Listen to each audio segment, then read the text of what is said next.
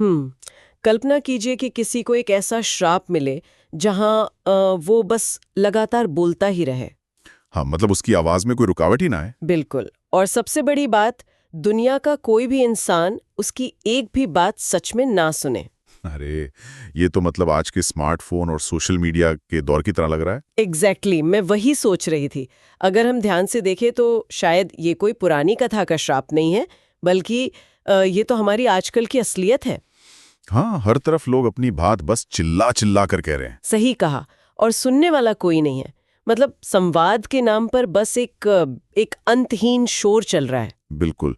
और इसी शोर के बीच ना खामोशी की असली ताकत को समझना बहुत जरूरी हो गया है। और इसीलिए आज के इस डीप डाइव में हम इसी खामोशी को समझने की कोशिश करेंगे। आज की हमारी ये जो गहरी चर्चा है वो एक बेहद दिलचस्प प्राचीन कथा पर आधारित है। सोने की चिड़िया और खामोश राजकुमार वाली कथा। हम इस पूरी कथा को ना एक बिल्कुल नए नजरिए से डिकोड करने वाले, खासकर उस श्रापित राजकुमारी चंपावती के नजरिए से, जो कि एक सोने की चिड़िया बन गई थी। बिल्कुल। हमारा मकसद सिर्फ एक पुरानी कहानी सुनाना नहीं है। हम ये समझेंगे कि कैसे एक अत्यधिक अहंकारी इंसान एक बहुत ही संवेदनशील व्यक्ति बन जाता है। और सबसे अहम बात यह है कि कैसे एक राजकुमार की जन्मजात खामोशी, जिसे पूरी दुनिया उसकी सबसे बड़ी कमजोरी मान रही थी, हाँ, वही खामोशी उसकी सबसे बड़ी सुपर पावर बन जाती है। क्या बात है, ये बहुत ही दिलचस्प होने वाला है। तो चलिए इस यात्रा पर चलते हैं। इस कथा के जो पुराने संस्करण हैं वो हमें दक्षिण दिशा के एक बेहद संपन्न स्वर्ण राज्य में ले जाते हैं, जहाँ की राजकुमारी चंपावती थी। हाँ, कहा जाता है कि उसके पास सब कुछ था, दौलत, शोहरत, सब कुछ, लेकिन उसके साथ ही एक बहुत गहरा अहंकार भी था। मतलब उसका सीधा सा गणित था कि असली ताकत सिर्फ धन खजाने और एक विशाल सेना में ही होती है। बिल्कुल। शब्दों की या विचारों की या फिर भावनाओं की उसके लिए कोई कीमत ही नहीं थी। अगर हम इसे मानव व्यवहार के नजरिए से देखें ना, तो चंपावती का ये अहंकार कोई बहुत असामान्य बात नहीं है। अच्छा, वो कैसे? देखिए, जब किसी इंसान के पास असीमित सत्ता और सुरक्षा होती है तो उसे लगने लगता है कि दुनिया सिर्फ उसी के इशारों पर चलती है। ये तो है। चंपावती ने एक तरह के इको चेंबर में जी रही थी, जहां उसे कभी किसी का विरोध नहीं सहना पड़ा। मतलब उसे लगता था कि उसकी सत्ता ही परम सत्य है। बिल्कुल सही, उसे कभी किसी ने टोका ही नहीं। और यही इको चेंबर तब टूटता है जब दरबार में मुनि भास्कर का आगमन होता है। वे एक बहुत बड़े तपस्वी थे। हाँ, और उन्होंने दरबार में एक बहुत ही साधारण लेकिन गहरी बात कह दी थी। उन्होंने कहा था कि असली ताकत हथियारों में नहीं, शब्दों में है, और जो मन में है उसे बिना डरे कहने की हिम्मत ही सच्ची वीरता है। अब चंपावती को ये बात कहाँ हजम होने वाली थी? उसे तो अपनी सेना पर इतना घमंड था। बिल्कुल, उसे ये बात बिल्कुल रास नहीं आई। उसने भरे दरबार में उम्मा मनी का सरेआम मजाक उड़ा दिया। उसने कहा कि ये सब ज्ञान की बातें ना सिर्फ कमजोरों का हथियार हैं। और बस इसी के जवाब में मुनि भास्कर ने उसे एक ऐसा श्राप दिया जो सुनने में बहुत ही अजीब लगता है। उन्होंने चंपावती को एक सोने की चिड़िया बना दिया। जी हाँ, एक ऐसी सोने की चिड़िया जिसके पंख शुद्ध सोने के थे, चोंच लाल और आंखें बिल्कुल गहरी खरी थीं। पर श्राप का सबसे अहम हिस्सा ना उसकी शारीरिक बनावट नहीं था। बिल्कुल नहीं। असली श्राप तो ये था कि वो बोल तो सकेगी, लेकिन उसका कोई घर नहीं होगा, वो बस दर दर भटकेगी। और उसे इस श्राप से मुक्ति की एक शर्त भी दी गई थी। हाँ, शर्त ये थी कि कोई खामोश इंसान जो बोल ना सकता हो, वो उसके लिए 3 ऐसी सच्ची बातें कहें जो उसने आज तक किसी से ना कही हो। और इसके बाद चंपावती पूरे 7 सालों तक उस घने जंगल में अकेले ही भटकती रहती है। 7 साल तक बिना किसी से बात किए। बताइए क्या? मैं इस बात से थोड़ा असहमत हूँ।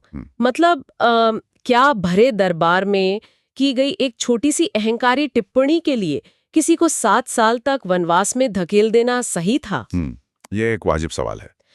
उसे दर दर भटकने और इतनी भयानक मानसिक प्रताड़ना का शिकार होने के लिए छोड़ देना, क्या ये बहुत ज्यादा कठोर सजा नहीं थी?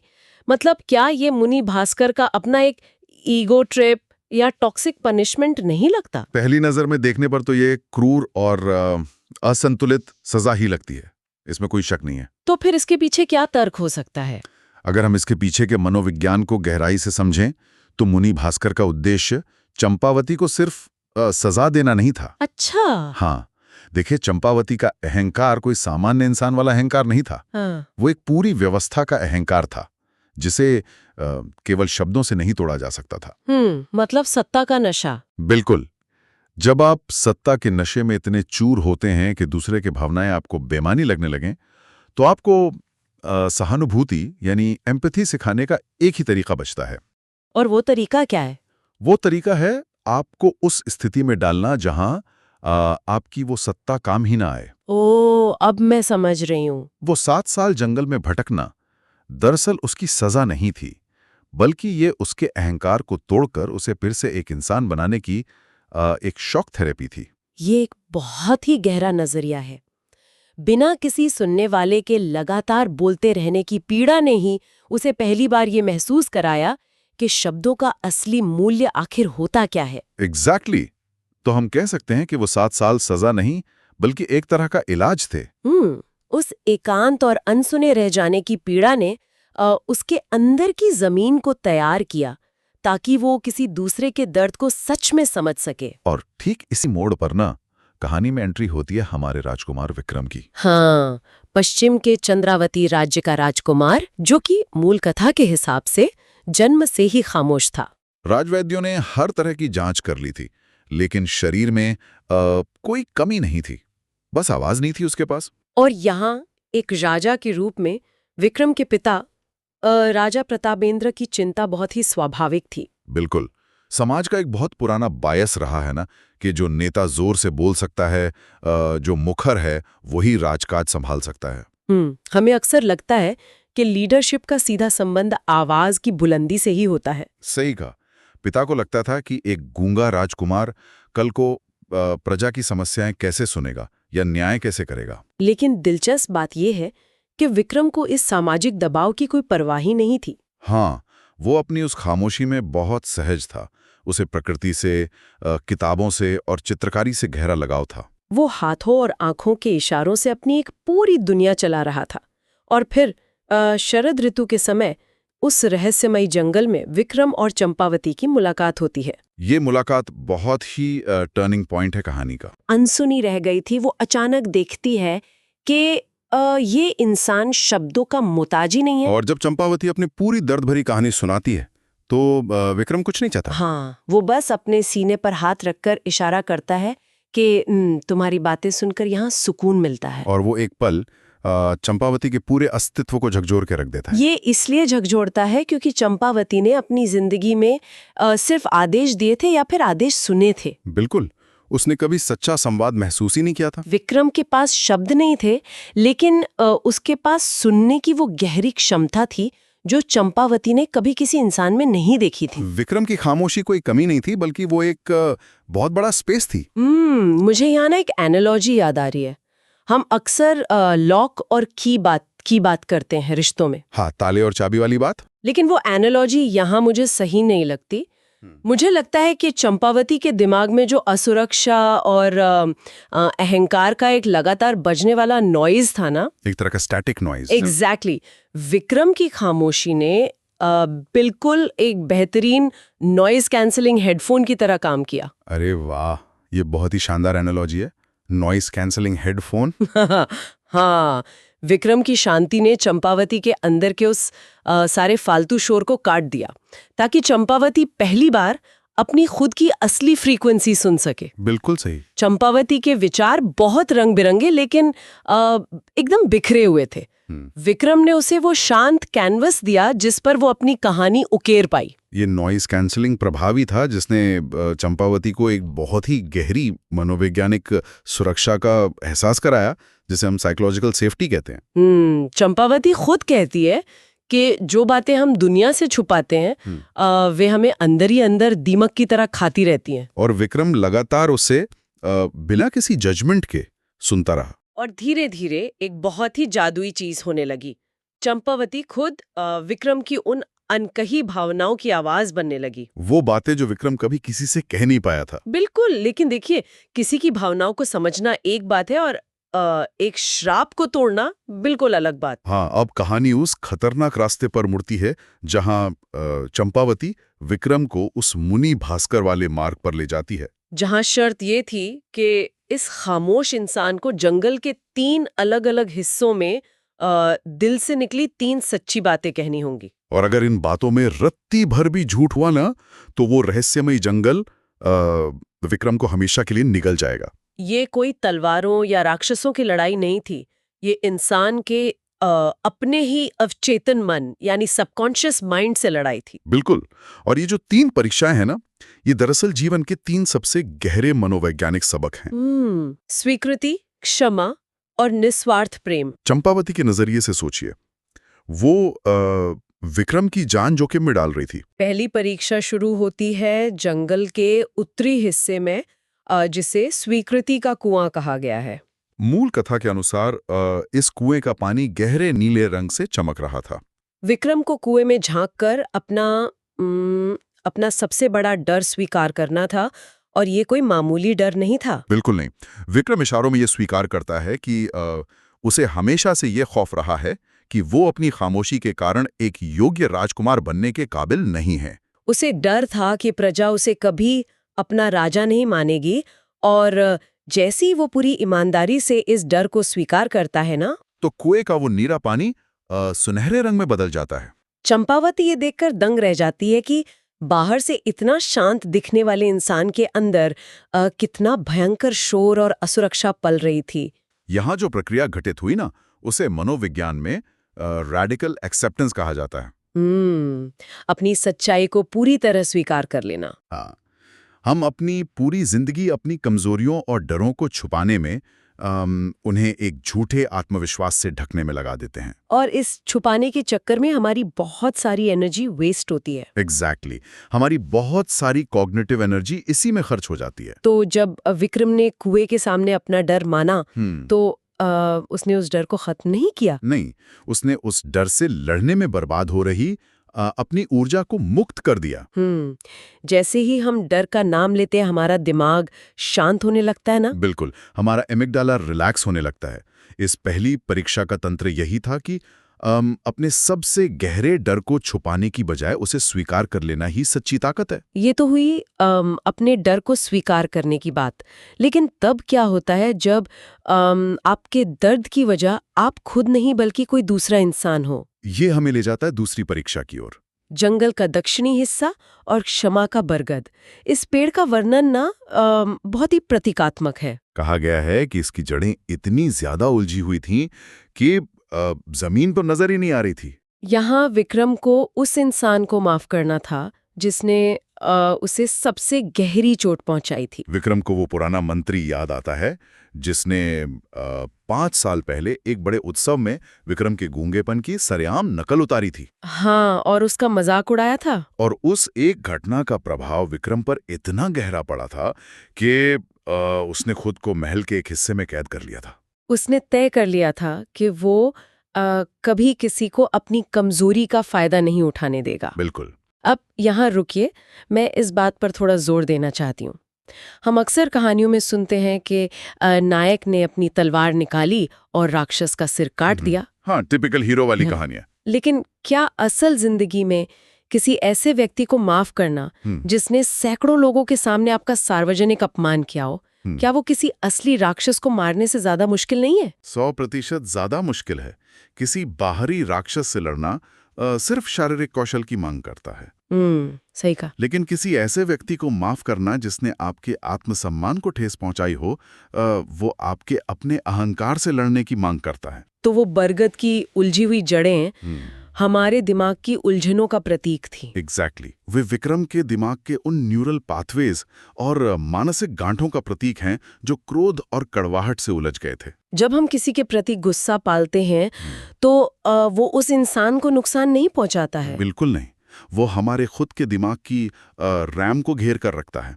ये एक निरंतर चलने वाला बोझ है। विक्रम ने जब उस मंत्री को क्षमा किया और सबसे बड़ी बात, जब उसने खुद को क्षमा किया कि उसने इतने सालों तक उस एक अपमान को अपने अस्तित्व पर हावी होने दिया, तब जाकर वे जड़ें सुलझीं। जड़ों में सुनहरी रोशनी दौड़ना इस बात का संकेत था कि विक्रम ने अपनी बहुत बड़ी मानसिक ऊर्जा को आज मुक्त कर दिया है। ये अद्भुत है। क्षमा करना किसी दूसरे पर उपकार करना नहीं है, बल्कि खुद को उस मानसिक कैद से आजाद करना है।